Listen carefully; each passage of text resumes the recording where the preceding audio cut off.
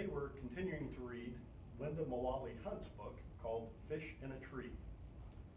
This is chapter 4. The chapter's entitled Bird in a Cage.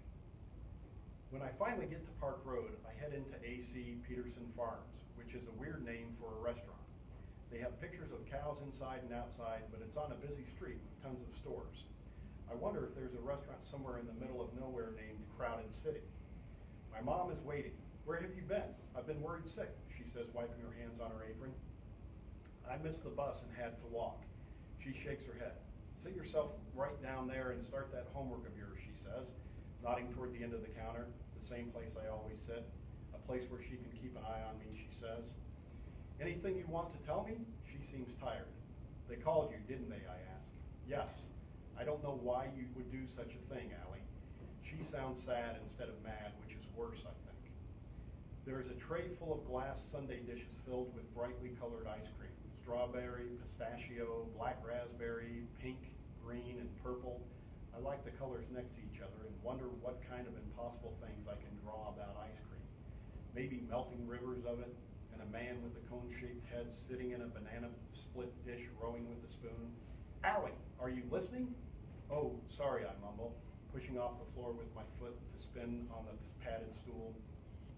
I just don't know what to say anymore. My mom's boss looks at her over his glasses. She drops to a whisper. Just do your homework. We'll talk at home. And please, no spinning on that stool. I'm sorry. I am. I really thought Mrs. Hall would like that card. How could that be, she says as she picks up the tray of ice cream and moves away.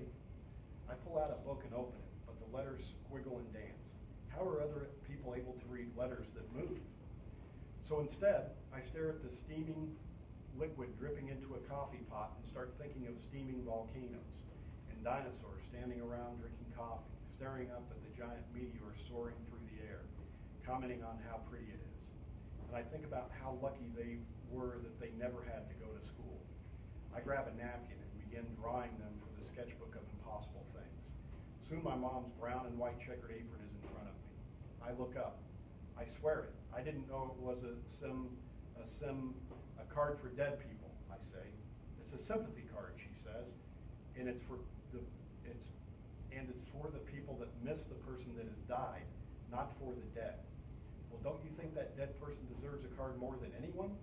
And she laughs, and she leans her elbow on the counter and lifts her other arm to put her hand on my face. It's warm, and so I'm relieved that she isn't mad at me. You're funny. You know that? Then she pulls over the napkin with the dinosaurs holding coffee cups. What's this?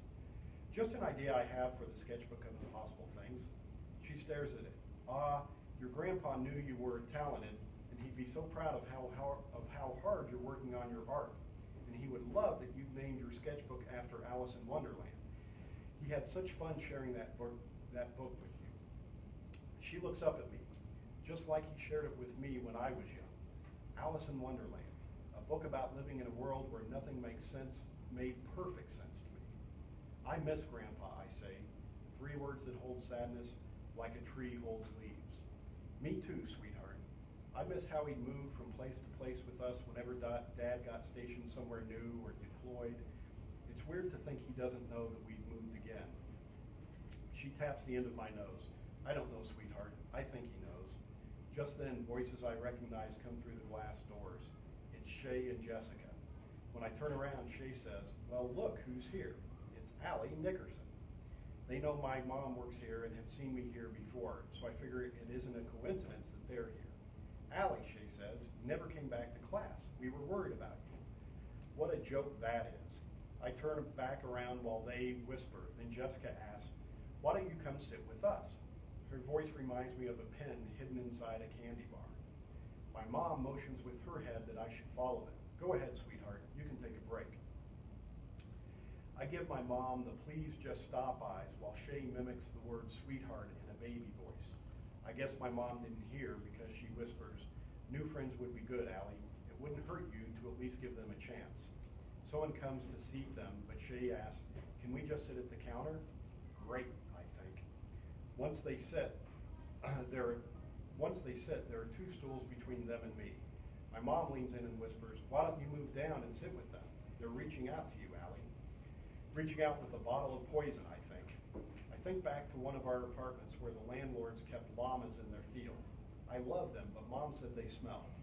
I whisper back, it's more likely that you'd buy me my own pet llama than me sit with them. She half smiles.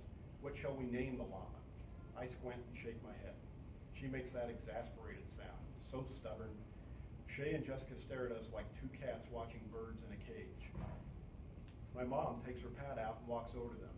Hello, girls, what can I get you? Jessica orders strawberry ice cream, but when Shay orders chocolate, Jessica tells my mom, oh, that sounds good, I'll have chocolate instead. I roll my eyes, typical Jessica. As soon as my mom is gone, Shay asks, so Allie? I look over. Why would you give Mrs. Hall that card? That's like really mean. Since there's no good answer to give, I stare at the page in my book. I'll ignore them. I've taken their teasing before. Jessica laughs. Has your mother always been a waitress? No, I blurt out. She used to be an astronaut. They break into laughter, and over near the kitchen, my mom smiles. She thinks I'm bonding with them. My father, Jessica begins, owns his own flower business, and he says, Shay interrupts. Allie, maybe you can be a waitress when you grow up, but can you read the flavors of ice cream for me? I'm having trouble. She points up at the slow-turning cube hanging from the ceiling that lists the flavors on each side. The movement makes it even harder to read. I feel my face get hot. Oh no, do they know that I can't read? As they laugh, I remember how I had to read aloud last year when I first got here. I knew I shouldn't have, but some stupid voice in my head sometimes says it will be different this time, and so I try. And I always fail. That day I read that macaroni can swim up to 20 miles an hour. It was supposed to be a manatee. The class laughed, of course, but so did the teacher. So I tried to pretend I had done it on purpose. I get up, walk behind them, around the corner, and back and into the back room. I'm not supposed to be back there, but it's the only place they can't follow me. I step behind the tall metal shelves with cans of pickles and ketchup and relish that are bigger than my head. Pushing my back hard against the wall, I see words on everything that surrounds me, boxes and cans and giant plastic bottles, words I can never get away from them. Words I can never get away from them. I think back to the second grade when my teacher wrote a whole lot of letters down and asked me what they said. I had no idea, but I was used to that. That spells your name, Allie Nickerson. Who knew a second grader could understand what being humiliated feels like? Tears began to come, but I swallow them because I know that I'll be found soon. I worry so much about them knowing my secret that my stomach feels like I've been kicked in the guts. Allie, my mom asked as she comes around the corner. Your friends have gone. What are you doing back here? I can't tell her. Thinking I have friends makes her so happy. Honey? I was checking the ingredients of ketchup, I say. Her eyebrows bunch up. She knows something is up, but I walk past her before she asked another question. I walk back out into the restaurant with her following and sit next to Shay and Jessica's matching empty dishes. It feels like they should mean something, like maybe I'm an empty dish compared to everyone else. But mostly those dishes make me feel like this year will be the worst year I've had so far, and that's really saying something. That's the end of chapter 4.